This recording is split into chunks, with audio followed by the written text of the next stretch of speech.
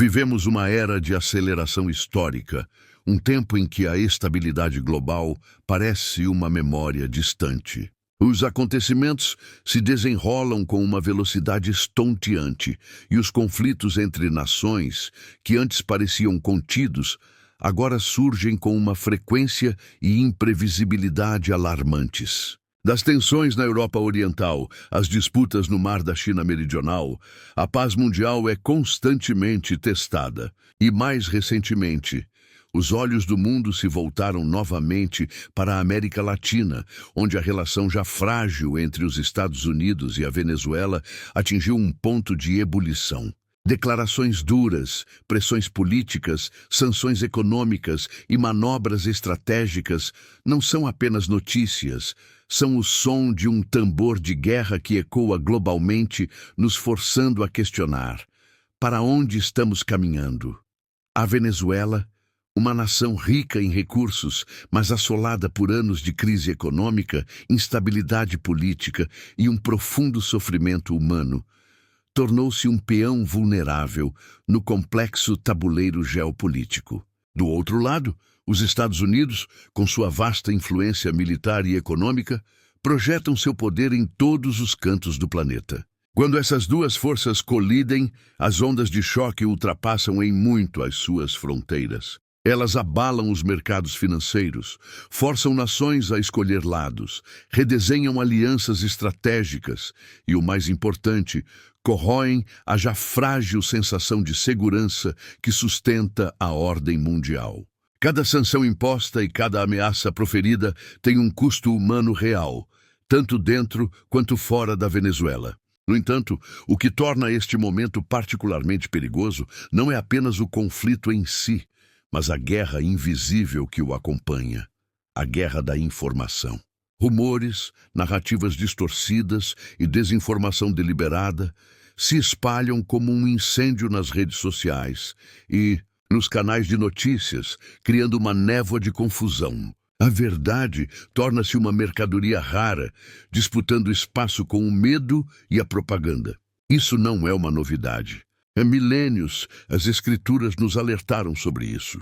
Jesus profetizou que ouviríamos falar de guerras e rumores de guerras, e que o medo tomaria conta do coração de muitos. Ele não disse isso para anunciar o fim imediato, mas para nos preparar, para que soubéssemos que esses sinais seriam parte da jornada.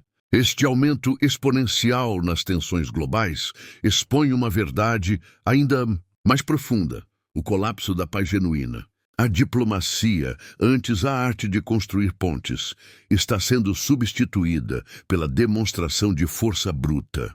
O diálogo ponderado cede lugar à retórica da ameaça. O mundo, lentamente, se acostuma a viver em um estado de alerta perpétuo, como se estivesse na antessala de uma catástrofe iminente. Tudo isso aponta para um cenário em que os sistemas criados pelo homem, políticos, econômicos e sociais, revelam sua inerente fragilidade e sua incapacidade de garantir uma paz duradoura, exatamente como a Bíblia descreve ao falar dos últimos tempos, um período de grande tribulação. É por isso que, mais do que nunca, somos chamados a discernir os tempos. Não se trata de tomar um partido político, mas de elevar nossa perspectiva e compreender que o mundo não está apenas passando por mais um ciclo de conflitos. Estamos entrando em um território de instabilidade sistêmica sem precedentes na história moderna. E isso não acontece por acaso. É o cumprimento de um padrão antigo, um sinal de que a história se aproxima de um clímax divinamente orquestrado. Devemos observar, orar e entender o nosso lugar neste grande drama que se desenrola. Quando observamos os acontecimentos envolvendo grandes potências e nações fragilizadas, percebemos que o problema não está apenas nos governos, mas na própria condição humana afastada de Deus. A soberba, a busca incessante por autonomia e a confiança na própria força nos desviam do Criador. A Bíblia já nos alertava que, nos últimos dias, o amor de muitos esfriaria. a iniquidade se multiplicaria e os homens se tornariam amantes de si mesmos, mais apegados aos prazeres do que a Deus. Conflitos geopolíticos, como as tensões entre nações poderosas e outras que lutam para sobreviver, funcionam como sinais de alerta. Eles são o eco de um padrão que derrubou impérios como Babilônia e Roma. A falsa sensação de controle pode desaparecer de um momento para outro. Economias consideradas inabaláveis entram em colapso. Líderes perdem apoio popular, alianças se desfazem como pó, e o povo, quase sempre, paga o preço mais alto.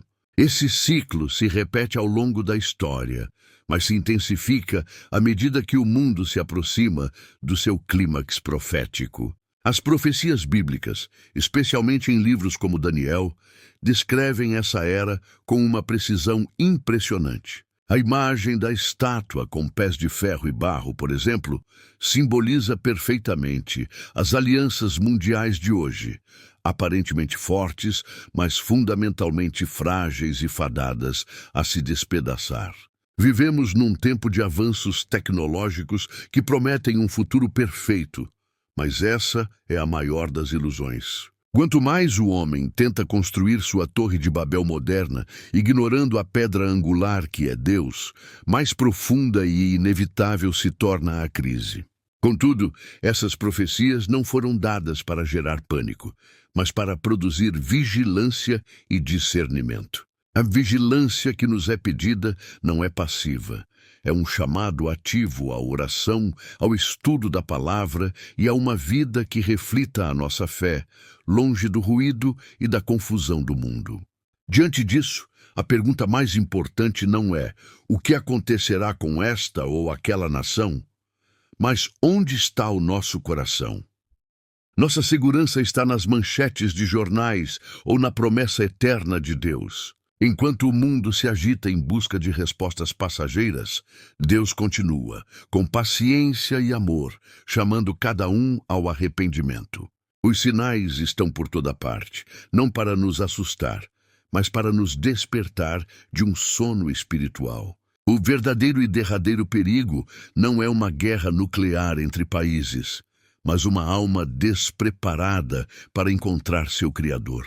É por isso que o canal Segredos do Fim existe, para ser uma voz que lembra que, acima das manchetes e dos conflitos, há uma realidade espiritual que define o nosso destino. Quem tem ouvidos para ouvir, ouça. O tempo é agora.